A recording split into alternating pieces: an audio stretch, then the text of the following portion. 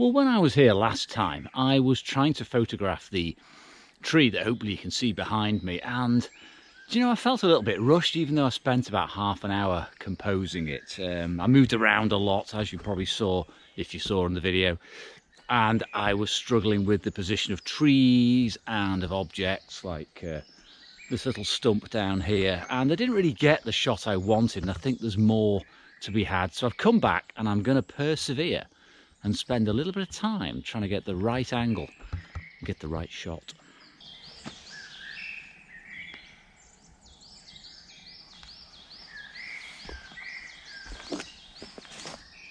So what I'm going to do this time is a little bit different. I am going to set myself up with my preview app initially, and I'm going to set that to each of my focal lengths. That's a 50mm, an 80mm and 150mm. And I'm going to work around the scene carefully and slowly, trying to identify the best focal length before I actually get the camera out. Then once I get the camera out, I'm actually going to work with the viewfinder, the optical viewfinder, and just to see if that still feels right to me. I'm probably only going to take the one shot today, probably. I may actually take a different angle. I may give myself a couple of options, but I really am determined to get this right, because this could become one of those little projects where I come back throughout the year. Different films, different lighting, different conditions, who knows? Now, much time has passed, probably about half an hour since I last spoke to you. And I'm actually breaking one of my own maxims here, in that I always say to myself, and sometimes on camera, that if a composition takes a long time to try and resolve, it probably isn't a good composition. Normally the best compositions, they just jump out at you within a couple of minutes. You've refined it, you've got the shot, it looks good at pretty much any focal length. It's just well balanced. Now, this isn't the case here. This is not quite gelling for me, so that's sort of like annoying me.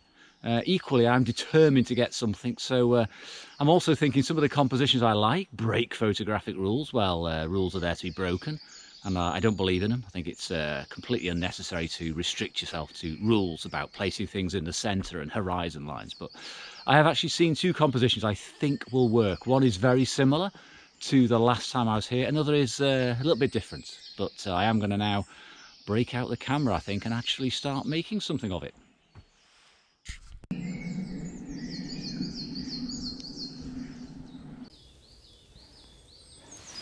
I mean, one of the problems is I am pretty much set on an angle of view which I like, which is from where the camera is sat now, and I do like that sweep of this little inlet bay, little curve here in the mosses, and the tree arching over. I mean, there is another view on the other side I've shot on an earlier video about 3 years ago in infrared on large format. I'll pop that up now. But if I move around and lose the sweep, I just end up with a tree, just a tree. You know, it's a nice tree. You know, you can include this sort of little crossing here, which was a lovely crossing, by the way, a few years ago. Beautiful little bridge. But I just don't know. I don't know. I am struggling. I'm really struggling. So I'm going to spend, I think, even longer trying to get this right, because I'm just going to load the one roll of film up and shoot the whole thing on maybe one or two compositions, like I keep telling you, but it is getting frustrating. Press on.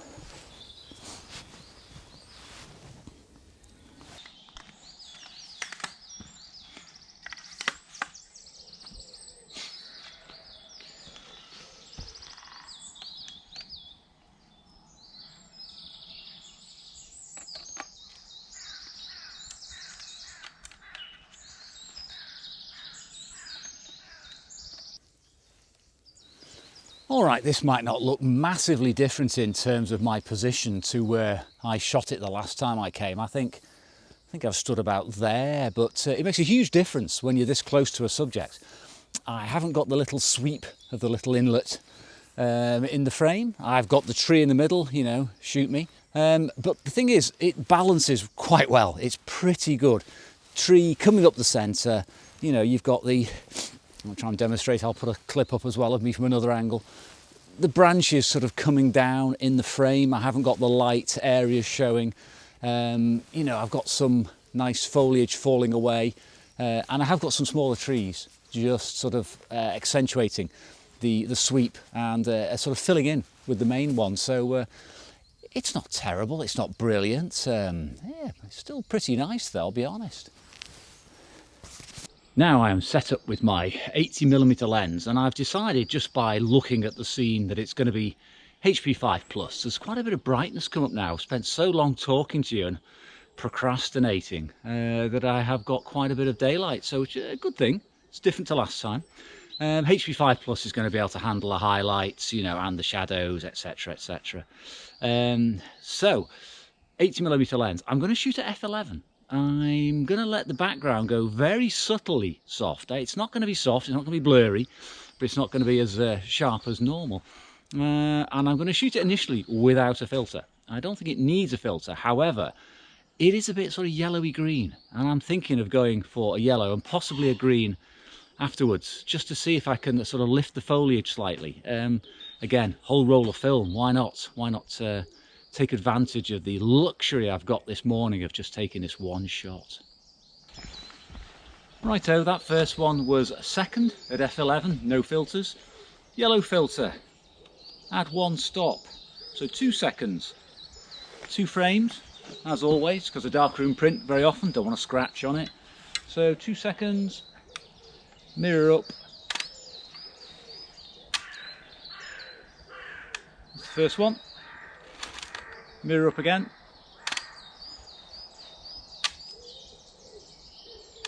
Okay, second one. Green filter next. Pardon me while I duck out the frame. Yeah, so green filter, very deep. Look at that, that's deep, dark, very dark. Whack this on.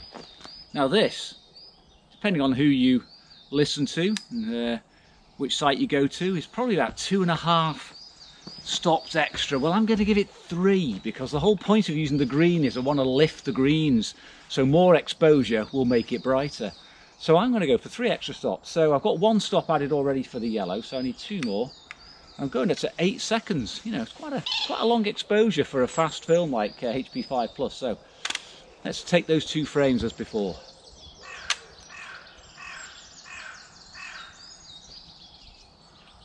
Bit longer. There we go, click. Wind it on. Mirror up. Another 8 seconds. So I've already burned through 6 frames here with no filter, yellow, click, yellow filter and a green filter. So you know, one of those is going to work quite well, it really is. But you know, with having a let me just talk to you a bit closer. With having a roll of 12 here, and I've shot half of them, I am now really tempted to find another composition. So I'm just going to have a little bit of a recce and a stroll around, so you can come with me if you want. Well, taking each of the images in turn now, starting with the image with no filter. Now this is perfectly acceptable, it looks nicely balanced, there's plenty of detail in there. Oh, something I should mention as well is, these are no local manipulations, they were all presented as is. There's a little bit of a tweak to the exposure, the contrast, the clarity, and sharpening. There is no local manipulation, so I'm very pleased with the way the HP5+ has captured all the detail in the scene. Very, very impressive. Anyway, back to the image. Yes, no filter, perfectly acceptable. However, if you look at the yellow filtered image here, there is more contrast. There's a nicer look to it. It looks a bit sharper, a bit cleaner, a bit more separation in there, especially with that background, the brighter parts. And moving on to the green, very similar to the yellow, which is expected. Possibly a little bit more contrast again, which is very nice. I do like the look of the green and the yellow. Very hard to split them. Possibly choose the yellow though, because it's a lot quicker exposure, so I wouldn't get any wind movement. I have to admit though that looking at the image that I took on the first outing, if you look at this one here, the composition I believe is actually better. I prefer the sweep of that little curve at the foreground. I prefer the actual contrast and the light levels on the ones I did today, but I do prefer the overall balance of that image. So there you go. You know, the first one's usually the best when you set up a composition. Okay, so walking away from my current position, you can see now quite clearly that We have a lot of light this morning, a lot of light. Let's go across the old log bridge and look back to the angle I shot a few years ago with infrared. I think I've sat up on this little bank here. I'll probably pop up a clip. Looking back towards those trees now, immediately, to me, I'm finding that too bright. Let me just bring out my little preview app so you can see what I'm seeing in terms of composition. Can you see that clearly, hopefully? Yep, got an Instagram message from Shoot Film Like a Boss there. Let me just zoom out a little bit. Just don't like it. I don't like it. The light's hitting the trees. It hasn't really got a flow to it. If it was all lit up, maybe. But there is nothing at all I am liking there. So let's head back over to the other side and see if we can get something similar to what I already took. And I realise I'm banging on quite a lot on this vlog. I promise I'll do a few where I don't talk in the future. Oh, one more thing before I take the next shot. You may have thought when I was taking that last image and my exposures were extending out to 8 seconds, why I wasn't accounting for reciprocity failure. Well, the reason is I've rated the film at an exposure index of 200, so that's giving it an extra stop. And I also metered very, very generously. I actually placed the deepest shadows on a zone 4 instead of a zone 3. So I am allowing a ton of exposure, an awful lot of exposure. The highlights shouldn't run away though, because it's HP5+, and they are a small part of the scene, so I'll let them go quite bright. But yes, normally 8 seconds, I would bump that out to 15 or 16 seconds. Right, I think I found something else. I'm a little bit conflicted because I would normally say don't push it, Steve, it's not working. But I think this might, let me spin you around. I have put the tree this time on the left, and I have a bit more of a sweep going through the little bridge, crossing area. 80mm lens is going to work again. It's going to be fiddly to set up on the bank here. But it is a little bit different, and the light is what's made this change. There's a bit more light leading you through the scene, so without further ado, let's get the camera set up and take it. Now the same thing here for this second image, the one with the more of a sweep, following in through the little broken log bridge. Now, perfectly acceptable again with no filter. Plenty of detail in there, tons of exposure as I said. Looking at the yellow though, again, I actually prefer the yellow one. There's a little bit more separation in there. Not massively different, but it is there. You could probably manipulate the no filtered image to look a bit like this, but then again you could actually take the yellow one even further. It's easier to achieve, certainly in the darkroom. And finally the green. Now the green again has a little bit more sharpness, a little bit more separation, a bit more clarity. Again, it's very subtle between the green and the yellow, but it's there. Very long exposure though. Again, I was very lucky there was no movement this morning. I would typically favour the yellow filter in these situations. Only one stop added, so yes. Overall though, pretty pleased with them, but I think it's still very much a work in progress, this tree. Right.